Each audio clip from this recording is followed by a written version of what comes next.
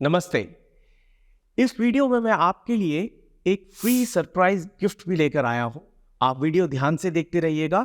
मैं बीच में इसके बारे में पूरी डिटेल्स शेयर करूंगा। Thank you. नमस्कार। इस वीडियो के पार्ट 1 में जिसका टाइटल था द बिगेस्ट मिथ बस्टेड, हमने देखा कि कैसे हम जो ये बार बार फ्रेज यूज करते हैं, इट्स माय लाइफ, ये एक मिथ है। इस मिथ को तोड़ा और तोड़ने के लिए एक टर्म का निर्माण किया गया प्रणब महाजन द्वारा, the concept of CEO of life, जिसमें हमने एक्सप्लेन किया था कि सीईओ ऑफ लाइफ का क्या मतलब होता है और कैसे इस टर्म का यूज करके हम पूरे जीवन का दृष्टिकोण बदल सकते हैं। इस वीडियो का लिंक भी हम आपको डिस्क्रिप्शन में प्रोवाइड कर रहे हैं। हम इस वीडियो के पार्ट 2 में डिस्कस करेंगे कि कैसे सीईओ ऑफ लाइफ के कंसेप्ट को समझने से हमारी लाइफ में कितने पॉजिटिव चेंजेस आ जाते हैं। अब हम मेन टॉपिक की तरफ आते हैं कि ये टर्म जो हमने बनाई, इसका फायदा क्या है। क्योंकि हमें कोई सिर्फ टर्म बनाना तो हमारा मकसद था नहीं, एक कंसेप्ट बनाना तो हमारा मकसद था नहीं, हमें तो उसका प्रैक्टिकल फायदा देखना। तो आइए हम इसके फायदे देखने शुरू करते हैं कि जब आप सीईओ ऑफ लाइफ बनकर जीते हैं, आप ओनर ऑफ लाइफ बनकर नहीं जीते, तो सीईओ ऑफ लाइफ बनकर जीने के आपको क्या एडवांटेजेस मिलते हैं। सबसे पहली एडवांटेज ये है कि अननेसेसरी एरोगेंस आपके जीवन से रिमूव हो जाती है। आज तक कई चीजों के ऊपर आप अपना राइट क्लेम करते थे कि ये चीज जो मैंने अपने जीवन में अचीव की, ये मैंने खुद से की। तो आज आपको समझ में आ जाता है यार नहीं, उसमें कई मल्टीपल स्टेक होल्डर्स थे। तो यकायक आपको पता लगने लग जाता है, आपकी एरोगेंस का लेवल नीचे आ जाता है। दूसरी बात है, अब क्योंकि एरोगेंस का लेवल नीचे हुआ तो ऑटोमेटिक उसका जो फॉल आउट है या उसका जो रिजल्ट है वो ये है कि आप लाइफ में बहुत ज़्यादा हम्बल होना शुरू हो जाते हैं, आप बहुत ज़्यादा एकोमोडेटिव होना शुरू हो जाते हैं, आप बहुत ज़्यादा चीज़ों को लेकर रिस्पॉन्सिव भी होना शुरू हो जाते हैं, क्योंकि आप समझते हैं ये सारे लोग अभी तक मेरे जीवन में थे और इन्होंने मेरे साथ मेरे जीवन में कंट्रीब्यूट किया। ये इसका दूसरा फायदा है। तीसरा फायदा जो इसका ये है कि आप बहुत सी चीज़ों पे जिन पे आज तक अपना राइट क्लेम करते थे ना, आप उन पे अपना राइट क्लेम करना बंद कर देते हो। क्योंकि आपको समझ में आता है कि यार जब इस पूरे जीवन पे ही मेरा 100% राइट नहीं है, तो जिन चीज़ों पे मैं अपना हक आज तक मानता था, उन पर तो मेरा हक ही नहीं है। और क्या ये मुझे आपको बताने की ज़रूरत है, हमारे जीवन में हमारे कितने रिलेशंस खराब होते हैं, हमारी कितनी प्रॉब्लम्स होती हैं इस राइट के चक्कर में। ये मेरा हक है, इसको तो मैं छीन के ले लूँगा, इसको तो मैं ऐसे ले लूँगी। हम इस तरह की स्टेटमेंट्स अक्सर बोलते हैं और उसके कारण हमारे जीवन में बहुत नुकसान होते हैं। अरे भाई, जब आपका अपना जीवन ही पूरी तरह से आपका नहीं है, तो आप बाकी चीजों पे किस तरह का राइट क्लेम कर रहे हैं। That is something which is very very wrong, और वो इससे ठीक हो जाती। चौथा फायदा जो सीईओ ऑफ लाइफ का कंसेप्ट समझने से आपके आता है, वो आता है आप बहुत ज्यादा रिसेप्टिव हो जाते हैं। क्यों रिसेप्टिव हो जाते हो? आज मेरी एक दुकान है, मुझे लगता है मैं उस दुकान का मालिक, तो अब मुझे लगता है मैं जो चाहे करता रहूं, मुझे किसी की बात सुनने का क्या है। पर आज वही जब मेरी एक कंपनी है जिसमें मेरे शेयर होल्डर्स हैं, तो क्या मैं उन शेयर होल्डर्स को बोलूंगा कि मुझे आपकी बात नहीं सुननी? ऐसा हो ही नहीं सकता। अरे भाई, वो शेयर होल्डर्स है, उनका they are the stakeholders, मैं उनकी बात कैसे नहीं सुनूंगा। तो ये इसका नेक्स्ट एडवांटेज है कि आप और ज्यादा रिसेप्टिव हो जाते हैं। नेक्स्ट चीज क्या है कि आप की जो रिलेशनशिप्स हैं वो स्ट्रेंथन होने स्टार्ट हो जाते हैं। आप हर रिश्ते को ज्यादा इज्जत देने लग जाते हो। उस रिश्ते में जो व्यक्ति आपके साथ जुड़ा है, आप उसको ज्यादा इज्जत देने लग जाते हो। क्यों इज्जत देने लग जाते हो? क्योंकि आप पहली बात ये मानना शुरू कर जाते हो, they have immensely contributed to your life. और दूसरी बात ये होती है कि आप इस चीज का एहसास करते हो कि they have a stake in your life. आप उनको बिल्कुल ऐसे साइड पे नहीं छोड़ सकते, फेंक सकते। ये इसका नेक्स्ट एडवांटेज और सीईओ ऑफ लाइफ के कंसेप्ट को समझने की है कि आप अपने जीवन को ज्यादा सीरियसली लेना शुरू कर देते हो, ज्यादा रिस्पॉन्सिबली जीवन जीना शुरू कर देते हो। क्यों? आप मुझे एक बात बताइए। पोस्ट कर लेने आप अपनी गाड़ी चला रहे हैं, ठीक है, मैं ये नहीं कह रहा कि आप बिल्कुल रेकलेसली गाड़ी चला रहे हैं, ध्यान से चला रहे हैं, बट स्टिल अगर आपकी अपनी गाड़ी है या आप अपने मोबाइल को यूज कर रहे हैं, तो आपको पता है अगर इस गाड़ी को कुछ कहीं छोटा मोटा लग गया या मेरा मोबाइल नीचे गिर गया, जो भी है वो मेरा अपना लॉस है, उसको मेरी टेंशन। पर अब आप सोचिए कि अगर आपने अपने किसी फ्रेंड या किसी और से गाड़ी ली है, या किसी और का मोबाइल 2 मिनट के लिए यूज कर रहे हैं, या किसी और की कोई गैजेट यूज कर रहे हैं, won't you be extra cautious about it? क्यों? क्योंकि अब बात सिर्फ फाइनेंशियल नहीं है। अगर वो चीज खराब हो जाती है तो ये नहीं है कि आप सिर्फ उसको पैसे दे देंगे, उसके साथ उसकी इमोशंस जुड़ी है, उसमें उसका शायद कुछ इंपॉर्टेंट डाटा हो सकता है और कई चीजें हो सकती है, उसको डिस्कम्फर्ट आएगा एक नया चीज को यूज करने में एंड थिंग्स लाइक दैट। तो इसीलिए जब आपको समझ में आता है कि यार जिसको जिसको मैं आज तक अपना जिस चीज़ के ऊपर मैं अपना मालिकाना हक समझता था, ये चीज़ का मैं ओनर तो हूँ ही नहीं, मैं तो सिर्फ एक सीईओ हूँ इस लाइफ का, अपने इस जीवन का। इसके कई और स्टेक होल्डर्स हैं इस पूरी चीज़ के। तो आप अपने जीवन को लेके और सीरियस हो जाते हैं और रिस्पॉन्सिबल हो जाते हैं। अब जब आप सीरियस और रिस्पॉन्सिबल हो गए तो इससे आपकी नेक्स्ट एडवांटेज आ गई कि आप अपने जीवन में जो अपना समय फालतू की चीजों में बहुत लगाते थे ना, क्योंकि क्या स्टैंडर्ड स्टेटमेंट थी, इट्स माय लाइफ, मैं जो चाहे करूं। अब वो स्टेटमेंट ही गलत हो गई ना, तो ये जीवन तो आपका रहा ही नहीं, आप तो महज एक सीईओ हैं। तो आपको कोई हक नहीं बनता कि आप जिस चीज के मालिक नहीं है उसको ऐसे ही बर्बाद करते रहे। तो आप अपना समय जो है उसको और प्रोडक्टिवली यूज करते हैं। नेक्स्ट बेनिफिट बहुत बड़ा बेनिफिट है जो मैं आपसे डिस्कस करने जा रहा हूं। आपको पता है जब अक्सर लोग सुसाइड जैसे एक्सट्रीम स्टेप्स की तरफ जाते हैं तो उसका कारण क्या होता है?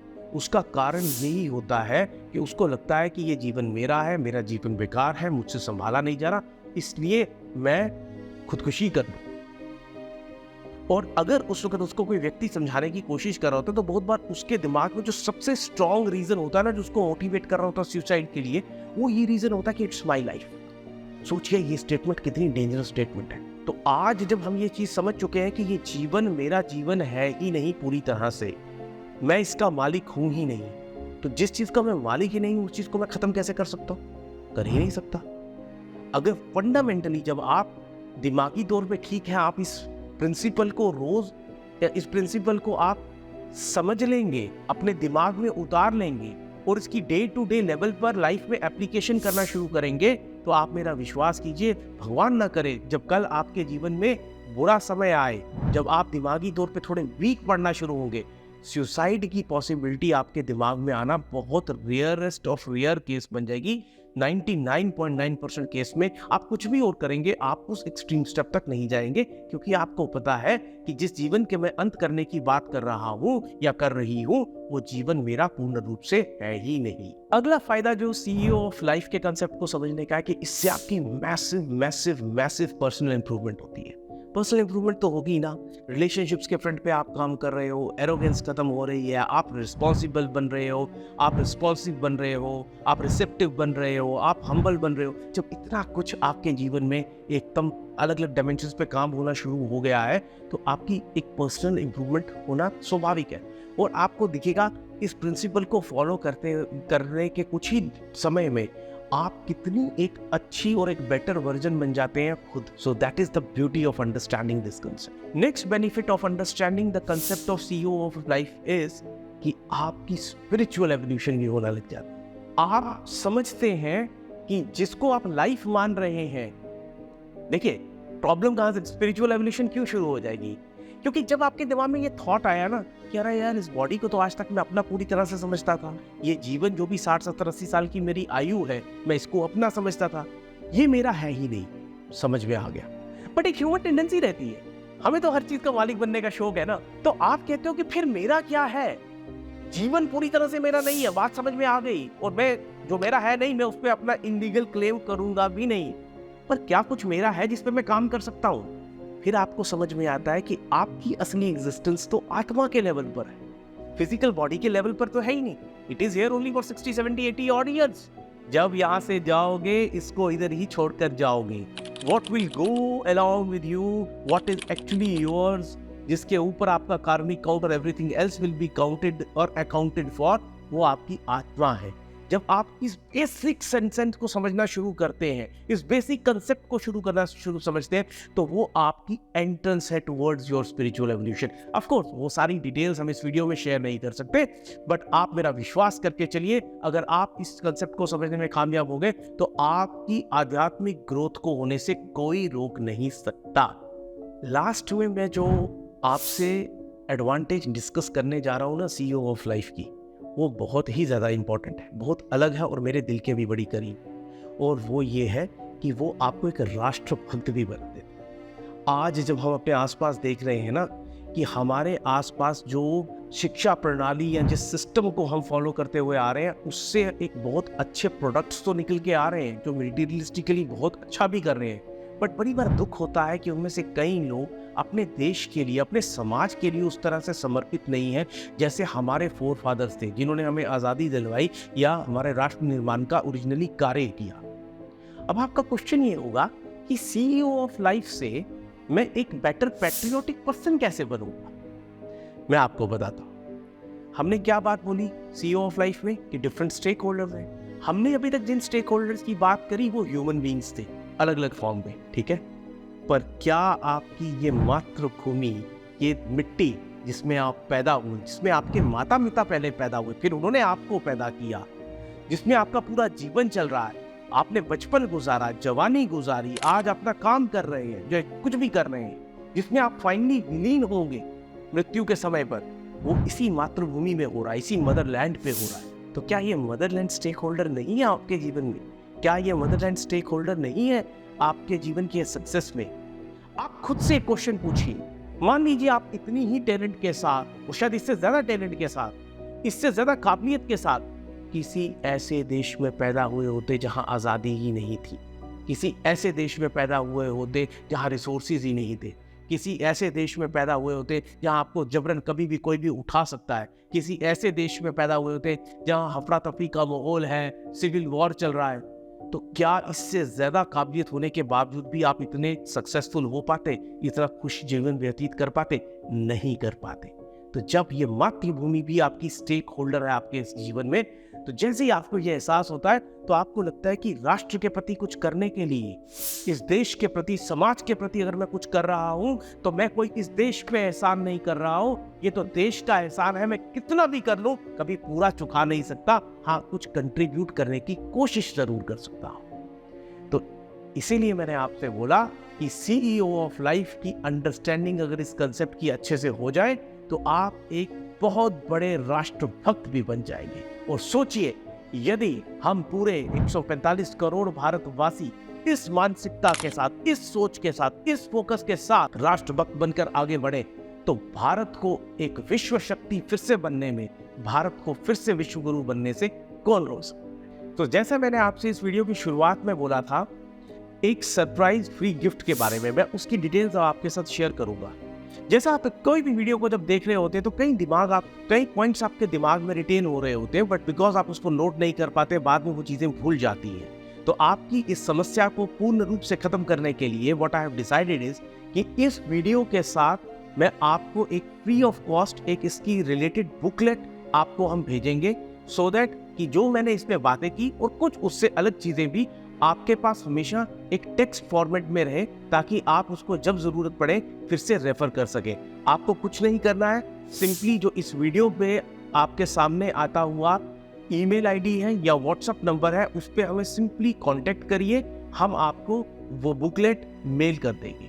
अभी तक हमने अच्छे से ये समझा कि इट्स माई लाइफ मिथ है। दूसरी चीज़, हमने CEO ऑफ लाइफ के कंसेप्ट को अंडरस्टैंड किया। तीसरा, हमने इसकी एडवांटेजेस को समझा।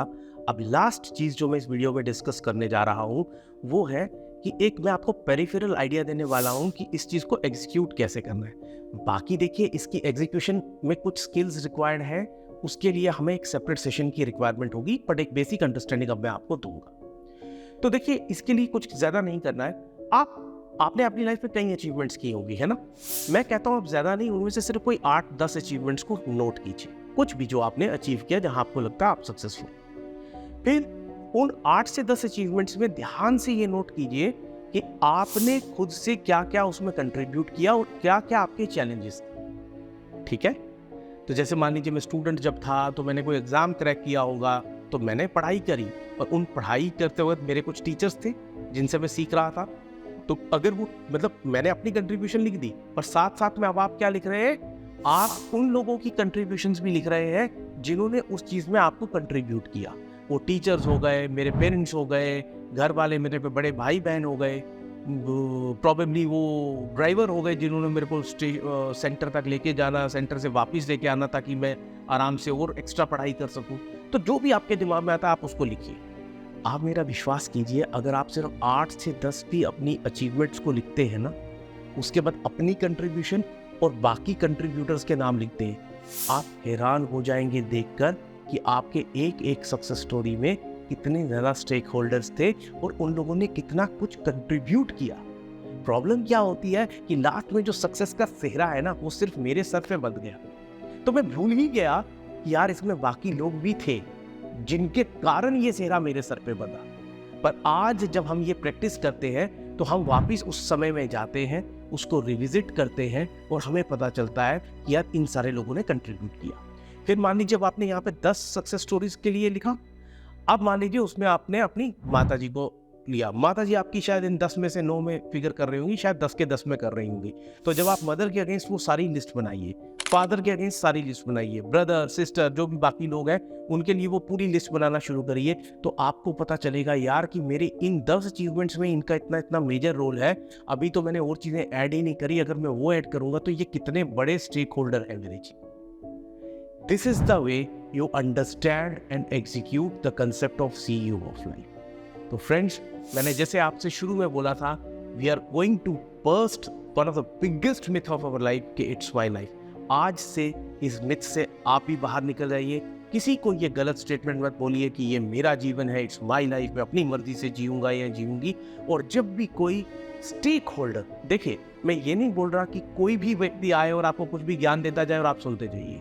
मैक्सिमम लोग जो आपके आसपास घूम रहे हैं, वो जो आपको सो कॉल्ड राय दे रहे हैं, वो अपने फायदे के लिए दे रही है। मैं वो नहीं कह रहा, मैं कह रहा हूँ सिर्फ जब स्टेक होल्डर्स की जिनकी मैंने बात करी, जब नेक्स्ट टाइम वो आपके पास आए कोई सुझाव लेके, कोई बात करने के लिए, तो आप उनके साथ ज़्यादा हमली बात कीजिए, ज़्यादा रिसेप्टिव होकर बात कीजिए और उनको ये मत बोलिए कि इट इज़ माई लाइफ। उनको बोलिए it is our life, you have contributed to this life और आपका पूरा हक बनता है मुझे राय देने का। आइए मिलकर इस जीवन को और बेहतर बनाएं और इसी तरह से आप भी दूसरों के जीवन में better stake holder. Thank you so much. नमस्ते।